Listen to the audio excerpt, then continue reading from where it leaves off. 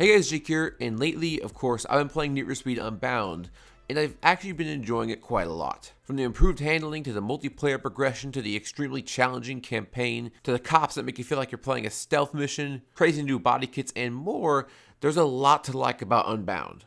There's a few decisions that I find a little bit weird, and at first I thought the graphics weren't very good, but that's more so because I'm playing on low settings. But overall, my experience has been quite positive, and that has also been reflected in the game's general reception and the reviews so far. Now, while we have, I would say, a pretty great, mostly complete title with Unbound, I feel like Need for Speed as a franchise was in limbo for way too long. Ghost Games was in control of the franchise for technically 6 years, but what more felt like 9 years because we still didn't get a new title up until this year. Criterion was doing quite well with both their Need for Speed games, being Hot Pursuit and Most Wanted 2012. Why were they axed in favor of a studio who could barely keep themselves going and had some major issue with every title? I tried to find this out myself, and I couldn't really find all that much. So similar to my Toyota video I made a while back, I think the best thing we can really do for now is take an educated guess and look at the history of the situation. Some might be tracing back to Most Wanted 2012, not only how it's received controversially within the Need for Speed community, but in how its development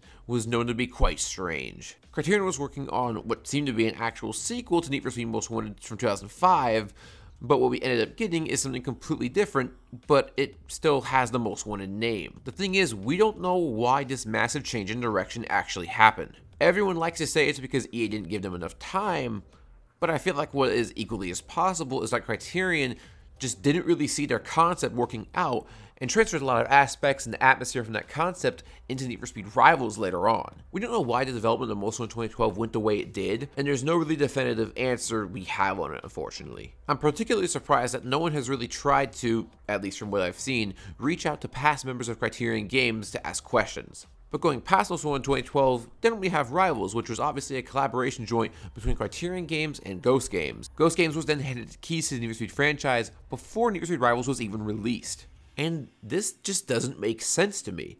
Why would a studio that hasn't even proven themselves yet be given access to the franchise when Criterion was already doing well, and this is EA's biggest racing franchise being made by a new studio that hasn't really done anything before? I know they worked on Frostbite previously, but what was the point of this? I'm not trying to say this is some conspiracy or anything. Of course, it's a studio inside EA. There's no outside weirdness going on here.